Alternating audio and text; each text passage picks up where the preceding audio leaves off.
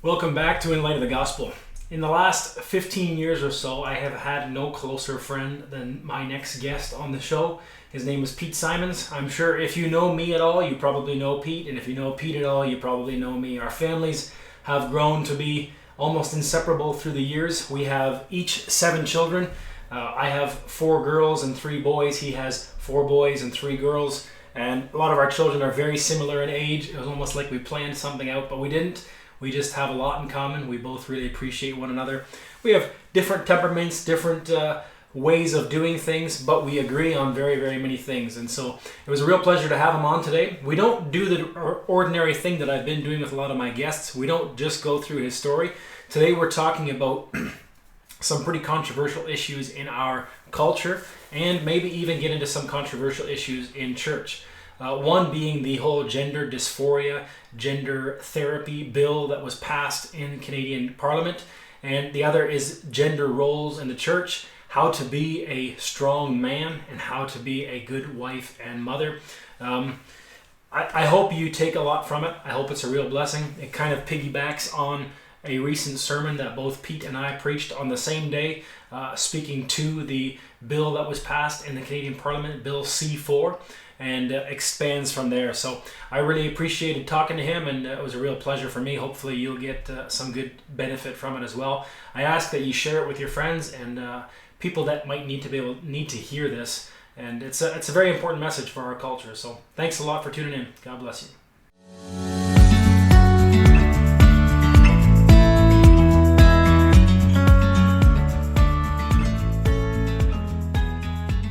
All right, I'm here with Pete Siemens. He's a longtime friend of mine. We're going to be doing something a little bit different today, so if you tuned in just to hear his personal testimony, you might not get the whole thing. You'll have to talk to him about a few more details. But something that's been very much on our minds lately, that's kind of been front and center in our culture, is this idea of gender dysphoria, gender confusion, and now the government has introduced a bill banning gender therapy. And there's a lot of confusion as to what that bill is actually stating. It seems like it could be taken to mean that you and I, as preachers and teachers, are not allowed to instruct a gender confused person to not be confused. You know, if a boy comes to us thinking that he's a girl, we are legally bound to not be able to say, you are a boy. You know, God made you a boy and you are never going to be anything but a boy. So there's a lot of confusion around that in our society. But now it's starting to become a relevant issue to us because the government has put this law, Bill C4, in place that kind of, it's confusing as to whether or not that writing should be the way that it is. It refers to traditional thinking as a myth, if I understand correctly. You did a little research on that. Yeah, I mean, I think they're trying to be kind of neutral. I don't know if that's the word, but it's maybe they're trying to be ambiguous, but it's clear. I mean, the myth that I think you can connect that to a biblical foundation, like that's what they're referring to as myth. I believe that's what the bill is trying to get a traditional view. I think that let's say there are good-hearted, good-meaning, liberal people out there in our world who are what they call progressives, humanists. They think all people should be accepted and loved. If you look at it from their perspective, I think what most people are trying to ban is like pretty much borderline criminal usage of therapy, where you're taking a gender confused person and forcing them, you know, like cold showers or electroshock therapy and trying to rewire their brain in some mechanical way. So you can see that, well, that's clearly wrong. Like, Let's not torture a person because they're confused, right? And none of us would condone something like that, right? So maybe this is the idea when they use the terminology conversion therapy. People have these thoughts in their mind about what that looks like, and it doesn't look like a loving thing. It doesn't look like you're considering that person's feelings. You're just trying to shape them into a person that you think they should be, right? So I think that's kind of I think they're trying to make it seem like it's a hateful thing and it's a very inconsiderate thing, but that's not the perspective at all. We come from a spiritual, a biblical point of view. That's never how we approach that. I think a lot of people in our culture now are, because they have no groundwork, no basis for believing what they believe, no moral frameworks like the scriptures that tell us this is what's right, this is what's wrong. they're now trying to develop their own way of dealing with all the relevant cultural issues, trying to be loving and kind to everybody no matter what stripe or creed. But what ends up happening is that they end up demonizing and terming as hateful and bigoted only one view, and that is the traditional view of Christians or Jews or Muslims, people who hold to this idea that men are called to lead, women are called to serve and minister to their husbands and to their children. And that whole idea is, they call it misogynist, they call it now racist, because it's, I don't know why they get the racist term from, but homophobic, meaning we're afraid of homosexuals, afraid of transgender people and all that. I think it's good to clear that up. I think that the idea that they're trying to get across is that we are very bigoted and very opposed to thriving, humans thriving. Their idea of thriving and prospering is obviously different than ours, right? But really, I don't think they take into consideration that really this discriminates against those people too, against even the LGBT community, in a way where if someone in that community doesn't want to be like that anymore, they can't find help either, right? So it's difficult to understand exactly what the main objective is, right? They're not coming at it from their reference point for I guess why they're doing it is just based upon a tolerance, maybe, I guess you could say, right? There's a way that seems right to man, right? And at the end of that is death, right? And so I feel like this is, to me, it's just a way of trying to just progress an idea of tolerance and love, but then really not getting the big picture, because you're not actually loving to those people that don't want to be like that anymore, right? Right. So, well, we statistically, I don't have stats and stuff on me, and there's so many stats lie left, right, and center. You can never know for sure which stat is a true stat or which fact checker is telling the truth.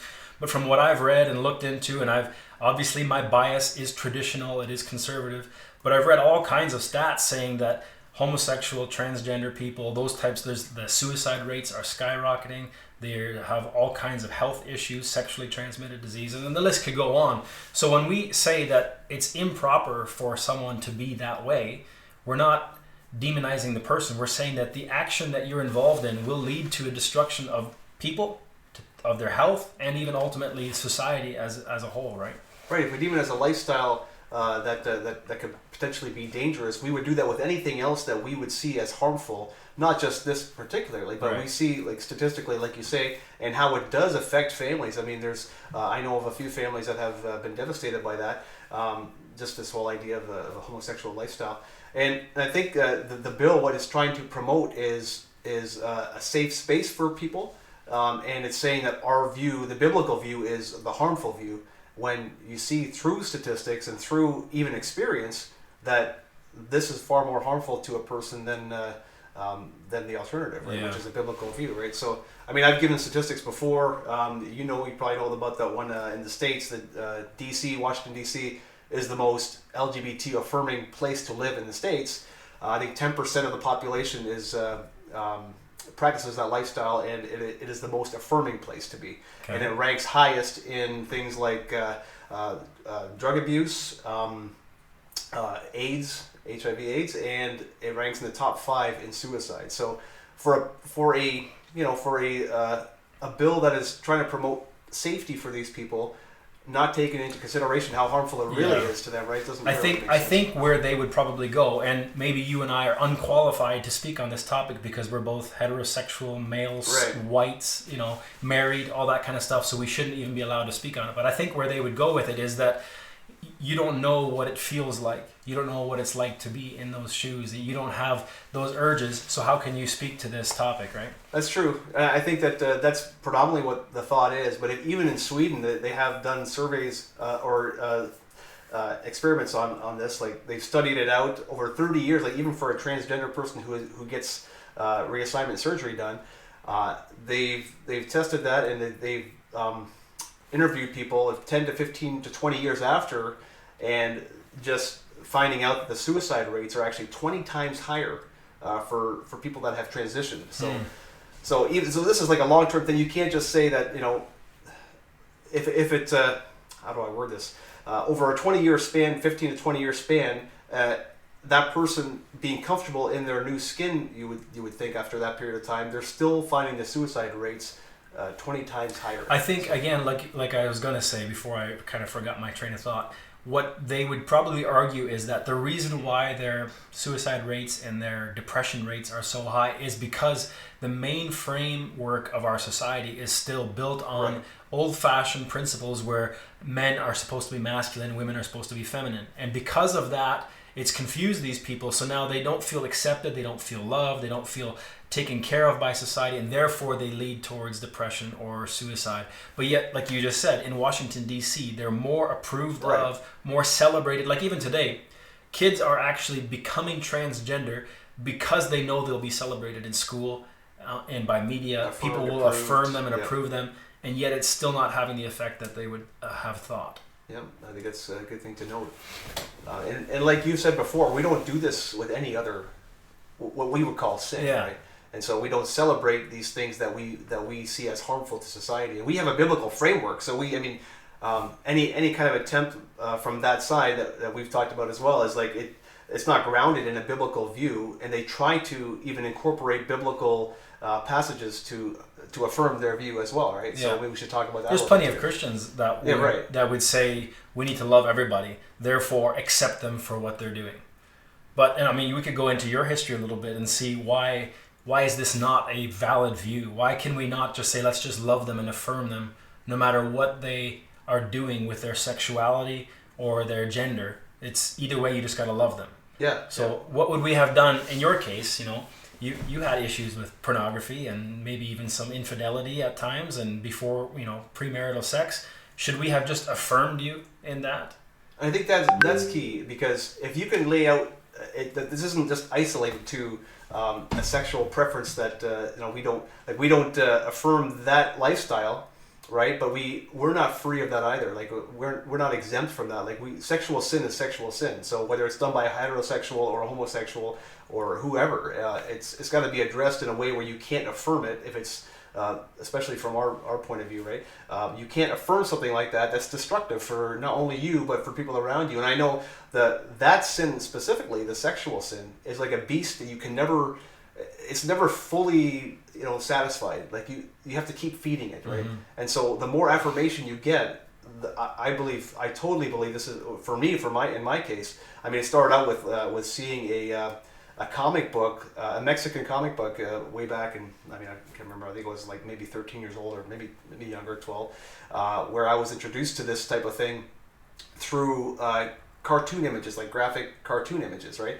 And so from that ignited this thing within me that aroused other things, and it just kept snowballing into something bigger and bigger and bigger. So it never stayed in one place, and the beast was never satisfied. Mm-hmm. So I think that the more affirmation and the more approval you give to people with any kind of sexual deviant type of behavior, it will always, like, you'll tend to try to justify yourself at some point. Like you'll get to a place where you have that guilt, that shame.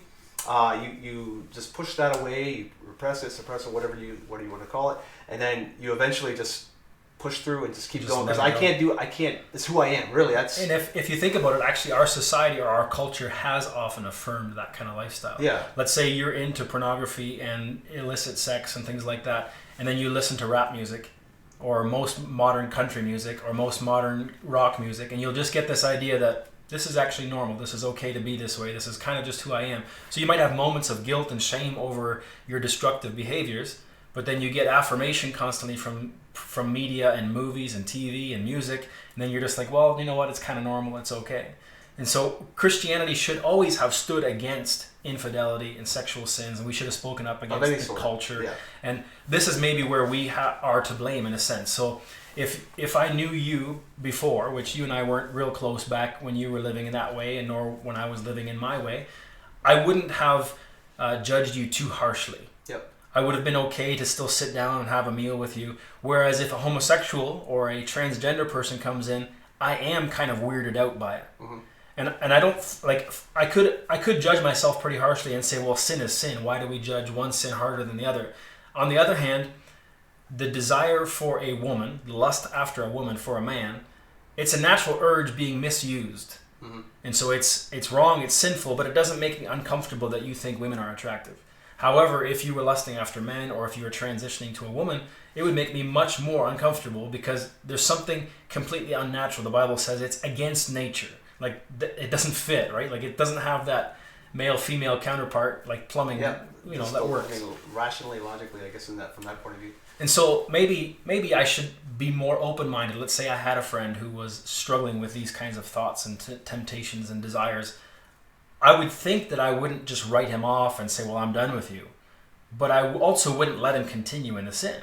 No, and I think that's where we've erred. Like you said, as a church, through the years, I mean, it's been, and I have found that every time I haven't addressed that certain sin in a man's life, it's very difficult to do because I think we are kind of softer on that because it's expected. They almost expected that we can all identify. We can all identify with that, right? And so it is uncomfortable to address that, but I think that's something that men haven't done in the church. Like I can't remember actually a time where a man has, and I'm sure it has happened, but it's very rare, a rare occasion where a man has contacted me asking how am I doing in my thought life pertaining to sexual things. Like people who know I have struggled with that, people who know that I've gone through that in my life to the point where, I mean, it was so devastating. I even asked God to take away my sexual desires. Like I said, God, I can't continue in this. So the only way that I can see victory is if you take away altogether my sexual desire and make me kind of a eunuch in that sense or whatever, right? So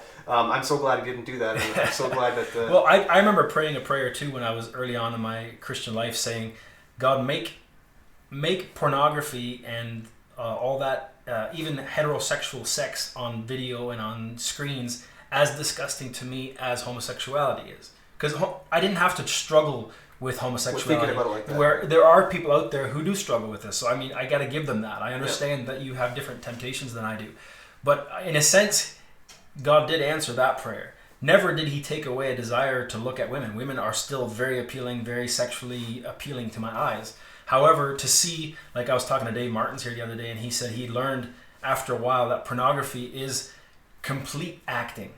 Like these women are giving themselves to men, pretending to be turned on, pretending to be very engaged, and afterward they walk away just like, oh, that was disgusting. They're not feeling what you think they're feeling. So it is disgusting now. I start to look at if I see those images, it is like, that's so disturbing. It's clearly not natural or right or good, right? When you get to that point, I guess you see the bigger picture, right, of what the goal is in that, right? Yeah. It's just complete gratification for temporary purposes. There's not looking at the big picture of what God has designed that sexual act for, right? The beauty of what that really means. And I think that's where I was stuck. It's like it was more just to to satisfy my this innate need to have that release, right? Not taking into consideration, which when I do talk to guys about this, I'll stress that what you're doing right now, you think it's not hurting anybody, but really it's hurting any kind of future relationship you'll be in, and your spouse, because if they know that you struggle with that, they're going to have these thoughts in their mind like, is he comparing me to these other women and things like that? So it's a thing that goes way beyond yourself, and I think we need to see that perspective. Oh yeah, I've had guys come to me before too where they say that because they struggle to look at women, that's just something that they desire, and they try to take down and not pay attention to that temptation. Their wives, even I remember your wife saying years ago, like, but why are you even tempted to look? Doesn't that already say that there's something wrong with you? Meanwhile, there's an animal side of us that is just flesh. Like, take the spirit out of the flesh and it would be an animal. Just like my dogs, they don't care which female dog is in heat, they're after it. And so if you take the God-given aspect of our soul and our spirit out of us, we would be just animals. Mm-hmm. And so the drive of the animal, that's why Jesus says that the flesh lusts against the spirit against the flesh. They are enmity one with another. And so, your body is always going to be like animal, and your spirit needs to control your flesh. And I would say it's the same thing with this sin, the gender dysphoria and stuff. Maybe it's a more difficult temptation to overcome once your mind starts playing those tricks.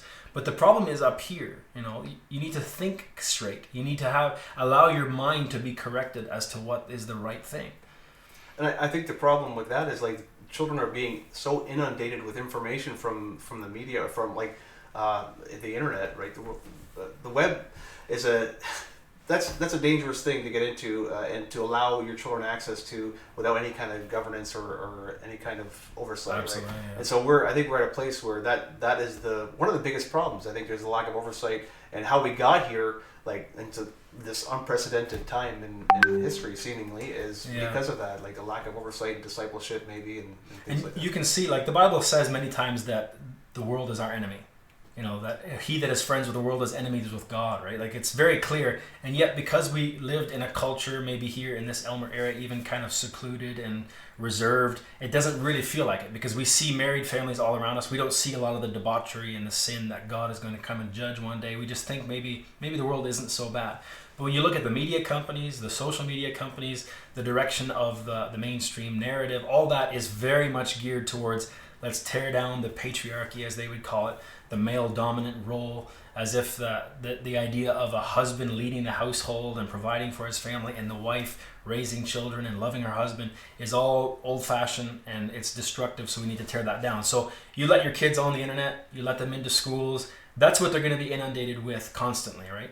And so we have to be super proactive as parents if we're going to allow them into any of these things, and to seclude them from it isn't the answer either. So we need to be really clear with this stuff. Yeah, I think it's like if we were to think maybe 5, 10, well, maybe not 5, but 10, 20 years ago, if we were to see ahead and see this time, we'd have to realize that something went wrong somewhere. Can we attribute it to a lack of discipleship to some degree? Like I wonder, because I would have never thought we'd be here. I mean, right. You think this is something that just in the movies or whatever, like this is something that you don't really think about, right? Dysmorphia, or what's the dystopian almost, right? The direction that things are headed.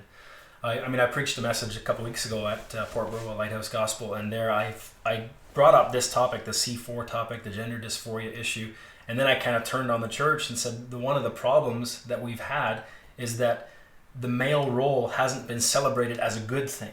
We haven't seen masculine leaders being like the prime example, and we also haven't seen the woman's role being celebrated, that we would prize. We used to have books like The Hand That Rocks the Cradle Rules the World, where the women are the ones who influence the men of future generations. They're the ones, carefully, compassionately caring for these little children and teaching them, instructing them in the ways of God, and celebrating the role of womanhood and wife and mother. That's kind of been disregarded in the culture, our world, for sure. And now for the last, I think, several, maybe 20, 30, 40 years, maybe more, it's kind of been downplayed in the church too, where women are expected to have a career. They're expected to not just be in the home. We say things like, well, I'm just a housewife, or she's just a stay-at-home mom. Like there's a kind of an embarrassment or like a shame behind it or whatever. I think those seeds have been planted over the years, right? Like certain movements that have happened where the enemy has been planting seeds, and then somehow it just kind of got its foot into the church. And because we're maybe, we're not really aware of the spiritual battle that we battle not with flesh and blood, but with powers and principalities, knowing that the enemy is always, he's seeking to devour families and things like that. And I think we haven't been aware of that, like certain movements happening, and so now, I mean, what does it look like for the church 5, 10 years from now? Like just thinking about how we are more accepting now on some level to this gender dysphoria idea, and even I know people who have somehow contributed to that end as well, like toward the therapy aspect of it, and so these are Christians. How do you mean? Christians, like somehow like helping someone along in that sense as well, like almost like affirming them, their new identity. Yes, things like that, right? So it's such a strange concept. Like we don't do that with any other destructive behavior, but that's where they would say, well, transgender type of mindset or homosexual mindset, it isn't destructive to anybody. If people are consensual, then who does it matter, or why does it matter? But it's not. It doesn't produce flourishing in the community. It doesn't produce children. It doesn't produce, and this is again, they would say, well, children are not the main goal. Family is not the main goal. The nuclear family should be disassembled, and really ridiculous, radical things. Most of us that'll be watching this would think, well, that's ridiculous. But that is the direction that our culture and the school system is going. So where does that take us then? Like, what's the end game of that? Like, you got to see the nuclear family, so to speak, is it's not going to be desirable to have a family. It's not going to be desirable. It's going to be like, I think autonomy. I think that is the one thing that it's the the thing to attain to, like the full autonomy, complete control over what I do with my body. I think not to be governed by or dictated by a book that's like antiquated myth and all that stuff, right? So that it's stifling me from being the person that I was made to be, or that I think I am. And so I've seen it as a result. What is that quote unquote autonomy regulated by, or what's the defining factor? Usually it's person's subjective feeling towards things. Right. This is how I feel, and so you got to respect how I feel. How far does that go, right? I mean, so I think if we were to cater to that idea, what would we see in society? I mean, a lot of people have a lot of feelings about who they are that even people in that community, the LGBT community, would not affirm, right? So, now they're coming out with this. They're calling it MAPS, minor attracted persons. It's a new term every MAPS. That means that you're attracted to minors. It's not minor attracted person. Yeah, so you're not. There's nothing wrong with you. It's just an attraction that you have. That's your sexual identity. You can't. So it's not a deficiency. It's just this. And so now if you really search for it, you'll see articles and videos made where they're trying to justify people who are attracted to children, and maybe it's okay if the child is consensual and stuff like that, like just ridiculous stuff that we all shake our head at, the same way that our forefathers would have shook their heads at the LGBT community, and now they've included this in the LGBT plus.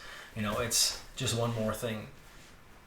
It's hard to imagine how a society can get to that point where they're governed by their own thought of what they should be, and not there's no reference point. Like you said, there's actually a reference point for why they should know this is good or wrong or bad or whatever, right? There's no reference point besides themselves, besides their own convoluted thought. I mean, the Bible does say that woe to them that call evil good and them that call good evil, right? And I think that's kind of happening, and we don't know exactly how to handle it in individual situations, because it feels like you're being hateful to someone if you're saying that their feeling is not relevant. That'd be a good thing to talk about, because I think that's how we need to really find out how to do that. Like, I know for me too, my knee-jerk reaction is to respond with the truth to them right away, not without the grace, but you don't predominantly think about how am I going to be graceful to this person when I convey to them that this is not good for them. Right? It would be the same way. Let's say somebody came to us and said, as disgusting as it even feels to talk about, somebody came and said, I'm attracted to little boys. We'd be like, what in the world is wrong with you, man? Go get some therapy, get some help. You got to work on this. Or if somebody came and said, I just have this strong urge to light people's houses on fire. Well, but now they would get offended at us saying, you're equating LGBT stuff and pedophilia with the desire to murder and hurt people. Mm-hmm. Well, no, they are different sins, but we can see the long-term trajectory that they don't cause human flourishing, nor do they cause personal growth and security. They lead to depression and anxiety and all kinds of issues, right? So you really have to, I think, invest in a person to get to that point where you can actually speak into their lives. There has to be some sort of way you can navigate through that where they can see your compassion, right? Because I think I'm lacking compassion. To be honest, I lack compassion sometimes toward that community, because it does seems too ridiculous to our minds, right? So I know this is where I confess that I don't always know the best approach.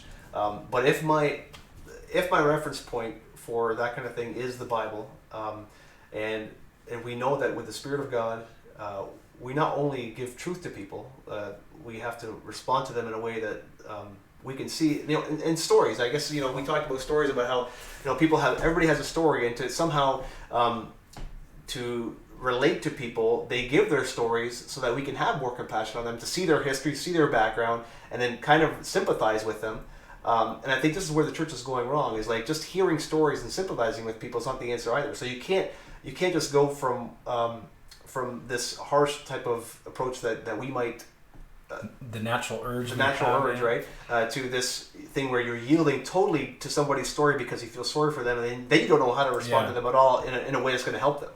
It's not going to help them to keep them on that path, but then you don't know how. You got a loss. I did recently hear a testimony or a story of a guy who, trying to be straight caused him anxiety, is what he said. Trying to be just a normal person like you and I, which even that word normal will be derogatory to them, or they'll feel like I'm minimizing their lifestyle. But I think and I don't know exactly how to handle individual cases. That part is confusing and difficult for me to know. Like if somebody came and said, I really just do have this urge. But we all do that to some degree. Like I have urges still, like we talked about before, to look at things I shouldn't look at. I have urges to be moody and grumpy and mean. I have urges to be proud and conceited and whatever. You can fill in the blanks with whatever your urges are, and you constantly have to suppress that and say, how should I be thinking based on this book? What should be my thoughts? As a Christian in particular, we should be very clear on this. Cast down imaginations and every high thing that exalts itself against the knowledge of God. Bring it into subjection to the obedience of Christ. So my thoughts are not clear. They're not his thoughts. And the way I'm feeling right now is probably not correct. I need to bring this into subjection to the true knowledge of who Christ is. And so when I think of the idea of gender, I can't help but connect it back to who God is. I heard this illustration or this imagery from the Old Testament years ago. Everybody knows how in the Old Testament, the high priest in the Jewish tabernacle was told to put on a white linen cloth over his body, and then he would put on this beautiful robe with the 12 ornaments in his chest, and he had this big hat on, and you've probably seen pictures of it. And it was this symbolism of the outward adorning of man, and how man has all these things to offer, and it looks good on the outside. But when the high priest would go into God, there was only one little spot in all of Israel where he could go, and there was the outer court, there's the inner court, and then there's the most holy place, and it was hidden behind a veil. And this imagery that he gives is this idea that veil that hangs there, and I'm going to get a little explicit here, is an image of the woman's reproductive system. And the male is the female, the priest rather, is the male counterpart.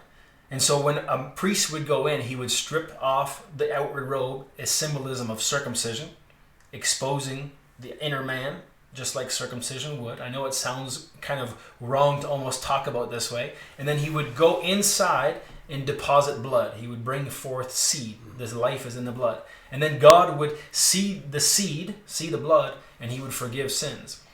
And so even the whole sacrificial system, if you look at the mercy seat with the two cherubim, and you examine the female reproductive system, there's imagery that fits. I mean, we don't have to go with this fully. You can accept it or reject it. But there is signs of the male-female gender roles all throughout the scriptures that talk about how God relates to man. So man needs to come to God. How? Through this reproductive type of system. When he built Adam and Eve, it was based on the idea of how he would save humanity. We go to Ephesians chapter 5, and it says that husbands ought to love their wives as Christ loved the church. Wives should submit to their husbands even as unto the Lord. Then after he explains how male and female husbands and female roles should work, he then clarifies at the end, he says, this is a great mystery because I'm speaking about Christ and the church. So the way that humanity relates to God, the only way we can relate to God, is through a male-female image role.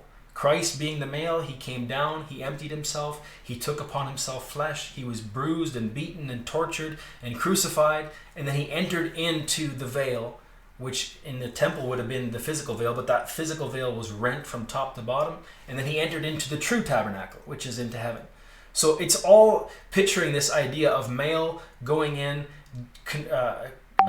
conceiving with the life of God, and this life taking place, just like the male-female reproductive system. As explicit as it is, I'm always blown away by the beauty of that, because I feel like God has designed the sexual act in such a way that it is the most joyful and climactic experience we can have on this earth, but it's a glimpse. It's the closest glimpse we have of a relationship with Christ, our oneness and fullness in Christ. So he's given us that as when you're in that act and you're contemplating what that means. That is the closest thing you'll ever experience to worship. All other thoughts fade from your mind. You have no worries, no stress, no fear in your mind, if it's done correctly in the right spot with the right person. So that's why a perversion of that. It's distorting the very image of who God is. I think it's so good to reflect on that, because God has a purpose for sex, and if He has a purpose for it, and we are outside of that, and like we talked about how heterosexuals could be outside of that as well. Absolutely. Any kind of sexual deviating from God's design and purpose for that is always going to pervert God's intention for that beautiful thing, right? Mm-hmm. And so I think we should really, that's the thing I think we as heterosexuals or people in the Christian communities have not taken into consideration, because in a marriage, like I get just as angry with a man who's in pornography or trying to justify his actions as I do with anybody outside of that, like the homosexual community. I get angry at them too. Maybe not the same way, but I get angry at that as well. So it's a sin that really makes me angry because I know the devastation of it. And so I think we need to really be corrective in that as a church. Well, as just you saying that a thought springs in my mind that kind of has challenged my thinking quite a bit. Jesus says in his day when he's on earth, he's speaking to Judea and Samaria and these areas where he's preaching in, and he says these cities will be judged more harshly than Sodom and Gomorrah in the day of judgment, because you saw the Messiah and you rejected him. And so, a lot of conservative Christians, and this is where we've probably erred, have so demonized anyone who is sexually immoral, and we've looked at the LGBT crowd and just said that that's so disgusting, we want nothing to do with it. Jesus comes along and says the LGBT crowd in Sodom and Gomorrah will be judged less harshly than hypocritical religious people. So this is where we can very clearly fall into danger. Like there's crowds of people who just justify themselves. They think that they're all fine and good because they don't struggle with that temptation. And therefore, those people are the evil ones. And Jesus says, if you pretend to be good and you're praying in public and you're doing all these outward religious things and yet you don't actually love God and you don't really love your wife and you're not properly raising your children, you're not worshiping God, you're worse than those guys and you're going to have a worse time in judgment. Like that's pretty harsh. That is, and that's a very sobering thought. Like I said, I think we all fall victim to that. That's something we all need to think about. So I guess to kind of shift gears slightly is, like you mentioned it before already, you asked the question, what do we then do? How do we handle this in the future? I think, the Bible says that there's a time for when the judgment must begin at the house of God. So the church needs to take responsibility for where we have faltered and fumbled and not been clear and concise. And I think one of the things is defining the husband and wife roles very, very clearly. And not only defining it saying you have to be this way, you have to be this way, men have to be this way, women have to be that way. There's a lot of nuance within those positions. However, we should celebrate the idea of a man being the breadwinner. We should celebrate the idea of a man protecting those that are under his care and being the leader of the home, being the Lord. The Bible says Abraham's wife Sarah called him Lord because she honored him, she revered him. And then we should also celebrate the idea that women are, like I've said when I was very young and naive raising my daughters, my oldest two are daughters, we have 4 daughters now. I'm raising them to be wives and mothers. And that's very unpopular in our culture. But our girls have grabbed onto this idea that the most noble, beautiful calling they could possibly have is to be someone's wife and mom of future generations. And I, like, as your friend and getting together like we do, I see the fruit of that, and I see the joy that comes from that. Like I see, like I don't get the sense from your girls or your boys that they're out of place in their just in the structure of things. Like that you've instilled in them this love for their gender, like the proper roles, the proper, it just seems like they're joyful. It does come with its struggle. Sometimes some of my daughters will confess that certain things, maybe because they've gotten influence from the media as well, or maybe just their own heart, the idea of pride and all that is sometimes they wonder, doesn't it almost feel a little bit oppressive, certain ways of thinking that women can't go out and get jobs, they can't make a name for themselves? The women of old, the ones that adorn themselves with holiness and sobriety, the ones that God esteems highly, they often made a name for themselves, but it was in the proper framework. There's a few exceptions. Deborah in the book of Judges, who was a great leader, but even there, And as Woody Blockham says in that regard, it's a sign that things were really bad. Things were really bad in society there, right? But ultimately, you look at Mother Mary, you look at Hannah in the Old Testament, you look at, they were caregivers and nurturers. Even you read the book of Proverbs chapter 31, she goes out and she does things. She buys a field and she sells and trades. She's industrious. Yeah. But what happens? Her husband gets praised in the gates and he praises her. He's like, I could not do my life without this woman on my side. Adam was given a position, a role, a garden to tend to, and then God says it's not good that he should be alone. I'm going to create someone that will come alongside and be suitable and helpful to him to accomplish his goals. Now, do their goals mesh? Of course. Like my wife's goals mesh with mine, and they build on what I want to do. But she left off her maiden name to become a Blatz.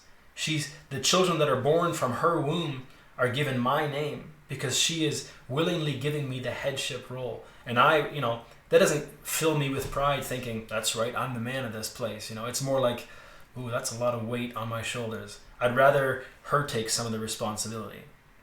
Yeah, so I think it's a mutual responsibility where the man is submitting to Christ, and that's not a light thing. I think that some people, especially growing up in our culture, we get this idea that a man is supposed to be kind of heavy-handed with his wife and whatever. Like that's how we grew up, right? And so we saw that a little bit, maybe in our parents, maybe not. I didn't see that so much in my family dynamic, but a lot of people did grow up like that, thinking that their role as a husband was to tell their wife what to do, and you submit to me.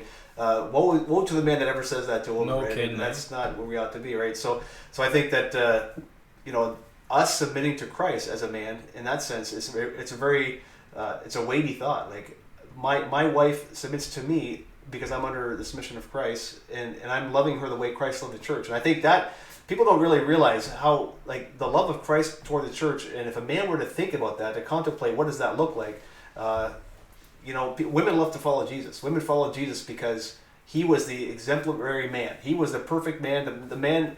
He gave them value, worth, and he showed them, what this is supposed to look like, right? Yeah. Like how this is what he created, how it's supposed to operate. He actually, along with the Apostle Paul, they elevated women to a position that no other religion ever had. Yeah, exactly. Women had always been oppressed. It was revolutionary, really, when Absolutely. Christianity revolutionized the way a man and a woman ought to behave toward one another, and I think that that's something we have to take note of. And so, yeah, a man definitely is not the goal of being in a marriage is not to demand your wife around and talk to her in a derogatory way. And I think that we need to get out of that for sure. And I think somehow that has maybe even empowered men to be where they are right now as far as sexual deviant behavior goes, because they think somehow they're entitled to it.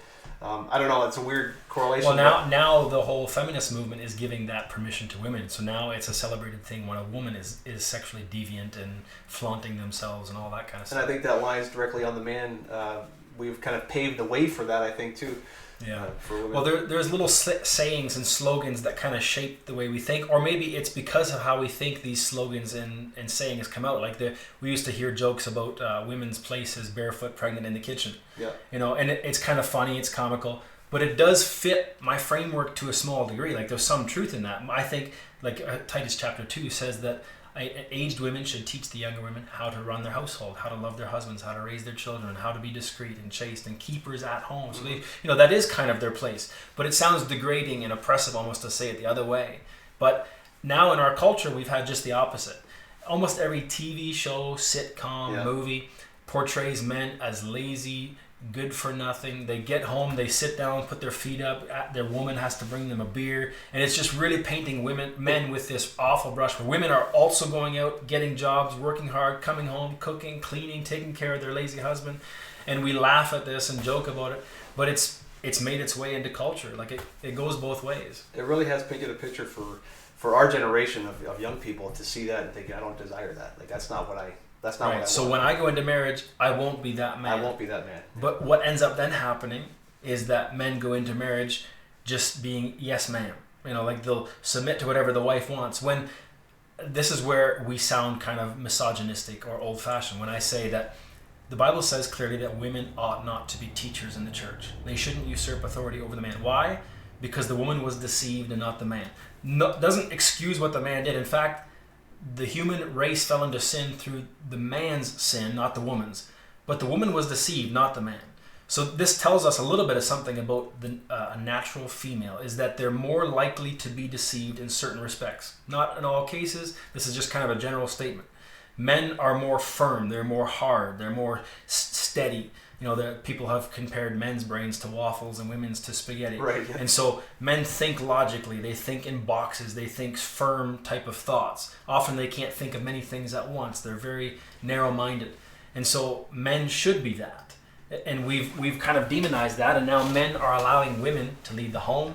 Many cultures allow women to lead the church, and then they're ruling the country. They're like, it's the whole idea now is our culture has been so effeminized, where we think that the ideal way of thinking is the way that a woman thinks, not the way that a man thinks. So how would you address the idea that somebody might think, well, the Bible was written during that time period, and that was cultural at the time. Like, this was kind of how things were to operate, but now it's different. Like, you mean like this women keeping silent in the church? Yeah, things like that. Yeah, I think maybe we're deviating a little bit, but just this whole idea of it's all tied together. The male female roles. I think in each passage that you look to, that one that I just quoted, it ties it right back to Adam and Eve. It doesn't say, now in this time at your place and your church you're having this issue with male female roles, and so for now I want, it doesn't say that. It says in the beginning it was this way, and this is what happened in the beginning. Therefore, based on the natural tendencies of a female creature versus the natural tendencies of a male creature, they can both go in error, but a man that's walking straight and true, and you look at the husband and wife, or the deacon and bishop roles. It's husband of one wife. He must be apt to teach. He must be able to rule his own household well. And it gives all these qualifications of leaders in the church.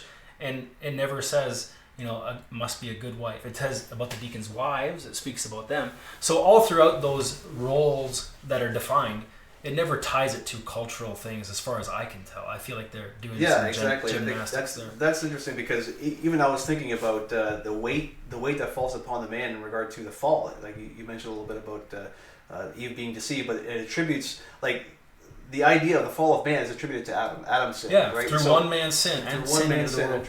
And so I think we should really think about that as men, that our responsibility toward our wives is to be accountable. Like, we're responsible for their relationship with God. Like, we are, like, Adam should have been where he should have went in the direction of nurturing her and protecting her from the enemy, and he didn't do that. And so I think that's something for us to think about as men. What direction are we taking our wives? Like, are we washing them with the water of the word? Are we going to present them to Christ as a beautiful, spotless bride? And it's such a, in all her splendor. Like, right. It's a beautiful thing to think about. But it's a weight. It's a weight, right? And so we can't neglect that. I often think about it. Like, my wife is an individual. She has just as much access to God as I do. I have no superior understanding of who God is that I could somehow manipulate and control her, or that she should just obey me without ever questioning.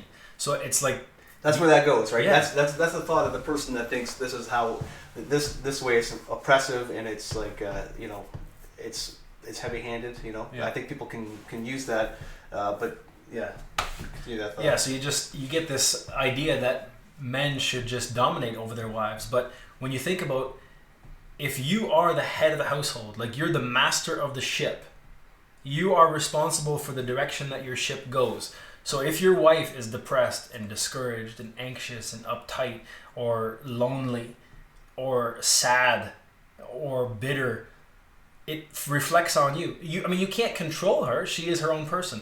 But if you're washing her with the water of the word, which includes washing her with this, but also with the words that you speak, then ultimately it is your responsibility how the family is doing. If your children are disruptive, if they are, as the Bible calls, riotous, if they are accused of riot, then you're unfit to be a leader in the church. And so all the weight sits directly, squarely upon the shoulders of the man. And this is why physically we are given broader shoulders. Physically we are stronger. We're supposed to bear the weight physically, and that should typify to us what we're supposed to be doing spiritually. We carry the burden, the weight, the sole responsibility for the family. If my family goes astray and my children run off into the world and become rebellious, even if I could look at my wife and say it's probably because of her, the responsibility and the weight of it lies on me. So if my wife, again, is depressed, discouraged, anxious, fearful, uptight, whatever it might be, and it's not like I've mastered this. I often look at this and say, how, God?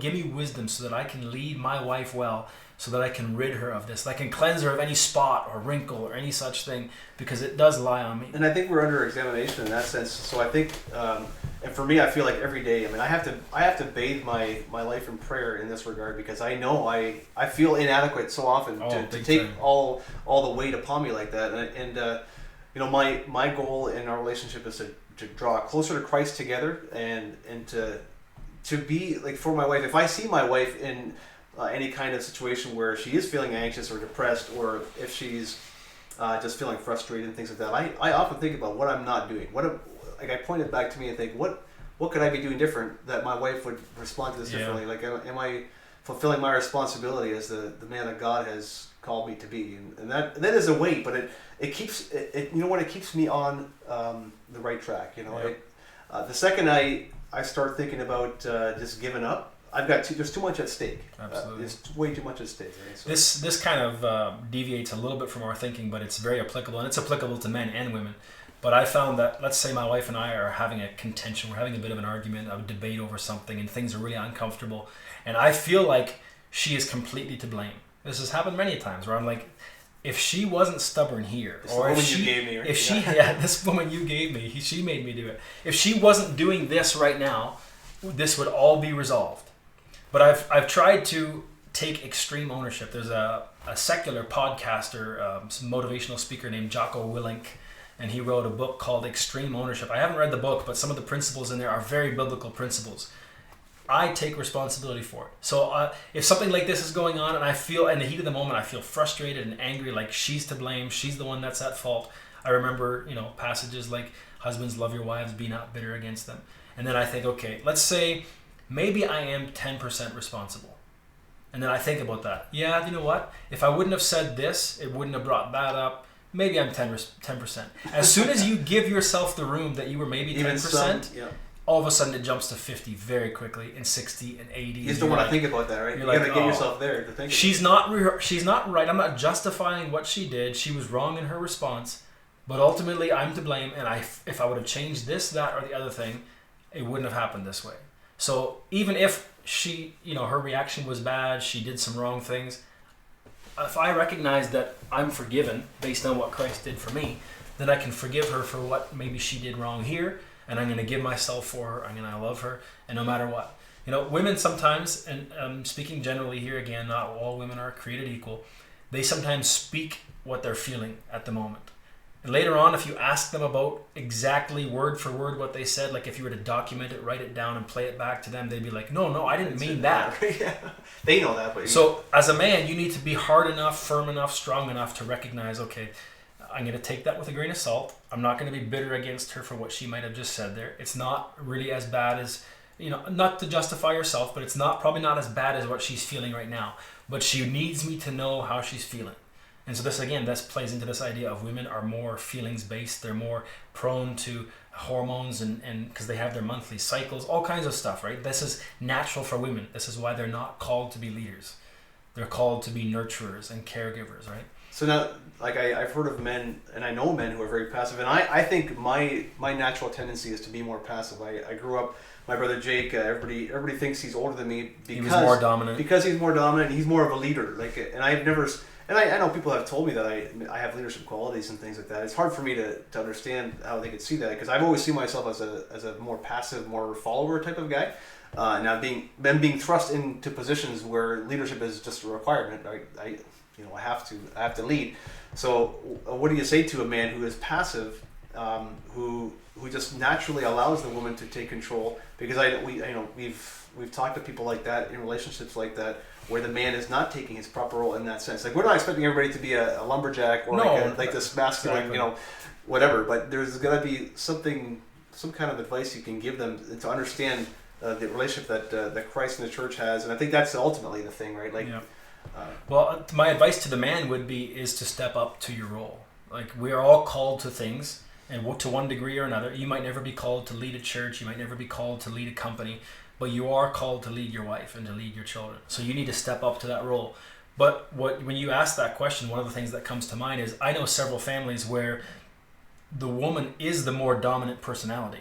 She's more spiritually astute. She knows the Bible better, and she's more in tune with what was right and what's wrong. And so she has a tendency then to lead her household. And so there, the responsibility, in a sense, almost lies upon the woman to pay close attention to her role. And this is very difficult. I can't imagine being told this, but wives, submit to your own husbands as unto the Lord. And so far as Abraham's wife Sarah called him Lord, You esteem that man. You give him the venerance, is that the right word? Reverence that is due him as a man, not because of his performance, but because what God has called you to do. God has called you to elevate this man, to praise him, to honor him, to respect him, to even reverence him, which is very akin to worship. And so if a woman who is the obvious more dominant one and the man is kind of takes a back seat, she can lift him out of it very easily in some sense. Even if he doesn't ever become a strong, dominant male role in society, she, by submitting to him, by honoring him, by respecting him, by lifting him up, can elevate him to a place where maybe eventually he does become a leader of men as well. And that's definitely antithetical to the culture too. But it's like, I feel like any time, like the Bible never promotes this idea, like never absolves a man of his responsibility in a marriage, and it never absolves a woman of her responsibility. Yeah. It's clear cut. The roles are laid out, right? And so if we're operating from that perspective, like the woman is submitting to Christ when she's submitting to her husband, right? And so I think that ultimately for a woman to see that, hey, I'm honoring Christ in this, even if as unto the Lord. With my husband's he's not worthy of honor, but I'm honoring Christ when I do this. And I think if that perspective was shifted, even for a man to say, hey, if he's not taking his responsibility to be the man that Christ was to the church, then he needs to get under that. Like there's no way he can get out of that responsibility. Like once he's in the marriage, scripturally, biblically, he has a duty and responsibility that Christ laid out for him to do that. So he can't. There's no out. It's like you can't absolve yourself saying I'm passive. Right. Then you just have to get to a point where you understand your responsibility more, not just yield to the passivity, right? That's right. And so that's what I think too about even going back to this gender dysphoria thing. It's a matter of yielding too. It's like you're not yielding to God's design. You're not yielding to God's best for you, right? And so anytime you're outside of what God has designed for you in a marriage, whether it be like who you think you are, you're always going to make things worse for yourself. So a marriage like that, a marriage where the man is being passive, it's not going to be better for the marriage. No, nor for the man. Nor for the man, nor for the woman. It always tends to a deficiency, like you're yielding to what's worse for you than... Absolutely. And it's often counterintuitive, right? Like it's an upside down kingdom, some people have called it. So Jesus said it's better to give, to serve than to be served, right? Mm-hmm. It's a more noble matter. And if you ever deal with somebody who's kind of in depression or feeling kind of empty, get them to do something good for someone else and it fills them up. Exactly. And so it's kind of a reverse psychology in a sense where the thing that you maybe don't want to do or doesn't feel like is the natural urge that you have, but you submit to it because you believe it's the right thing from God, it will provide more stability, happiness, long-term peace and joy for your life than anything that you think is the right thing to feel at the moment, right? Yeah. And so a husband that doesn't feel like leading, you'll probably never be fulfilled. You'll never feel like life is full and joyous and happy until you submit to the idea that you're called to lead your wife. And now you strike out and you start sailing that ship like you have a meaning and a purpose. You're going to feel way more fulfilled having accomplished those goals. And the same thing with a wife. She might feel like, I want to just strike out on my own. I don't want to submit to this guy. It doesn't feel like I want to do that. But you submit to him, you honor him, you reverence him, you lift him up, and you see him become the man that he's supposed to be. Mm-hmm. I can only imagine that whole reverse psychology thing will take place there too, where you will feel more fulfilled, more happy, more joyous, doing what God has called you to do rather than rebelling against it. Yeah, like I always see that getting yourself distracted by serving is always a good way to grow spiritually, grow in character, grow to who you're actually supposed to be. And I tell all these guys all the time that struggle with pornography, I say to them, how are you spending your time? Like getting to know your role as a man. Like you can't just become the man that God has called you to be by just saying, "Oh, I'm going to do this right now." Like you have to have an understanding of what that looks like, and that's from God's word. So are you being distracted by your phone? Are you being distracted by the weight of the world around you? The cares of this world. The cares of this world. How are you getting to the point where you're holding on to that victory that you already have in Christ? Like, so we are of the understanding that we are already free from sin. That's where that perspective we go from there, right? So now how are you walking in the Spirit in the sense of you're acknowledging the truth of that? Because if you're yielding to all these things that are antithetical to your growth in Christ, like many of the guys, like I said, I talk to, they tell me what their day looks like, and you can see exactly what the problem they're is. riding around in neutral. They're just coasting through they're life. just coasting. Whatever feels good at the time, they do that, right? And whether you like it or not, there's spiritual disciplines. Like there are things you need to do to draw closer to God and to understand the greatest salvation that we have. Like, and I tell these guys, like, if your temptation is to scroll through your phone, have an alternative. Like, you have to be active. You can't be passive in that sense, right? Yeah. And so, I just encourage people to understand like the weight of the sin. And I always say this is something that has helped me so much. A low view of sin, because people justify their sin, is a low view of the cross. Like if you have a casual view of your sin, you're going to have a casual view of what Jesus did. Amen. And so that's the bottom line. And I think that always gives me it puts me in my place, because I'm like, you know what, this sin of me just maybe scrolling through my phone a little slower than I ought to, if I don't see that as a sin worthy of the cross, worthy of Jesus had to come down to the cross for, then I will keep doing that, thinking, it's not a big deal. But no, Jesus, he sweat blood in anticipation of this that he was going to go through. And if that cross doesn't mean much to you, if it's never caught your eye and made you fall down and worship, spiritually, then you probably don't see your sin as really that bad. No. And how can you see the worth of what was done for you? And yeah, exactly. Yeah. So I guess kind of to wrap up, that like whether it's the gender dysphoria thing, LGBT stuff, transgender stuff, or even the male role, the female role, or even children obeying their parents, all of it is, we allow this book to govern our thinking. We get our spirits in tune with who God is. I saw a quote many years ago, it was on the wall of a church building. It says, "Lord, break my heart with the things that break yours." Whether that's evangelism, whether that's our roles as husbands and leaders, or our roles as women and submitters and followers, or as men and women, we should be allowing this book to change our thinking constantly. So we get in it, we listen to it, we hear it, we read it, we listen to sermons, and we allow that to penetrate and to correct our thinking so that we can renew our mind according to the truth. And then we walk according to that. And that permeates the culture, and then we make change that way. So let's make proper gender roles great again. Yeah, exactly. Let's live according to the truth and promote it and celebrate it and act like within this our families, is a good thing. Everywhere we go, yeah. So, I don't know, anything else that you want to say? I think that wraps it up nicely. All right, appreciate it. Thank you.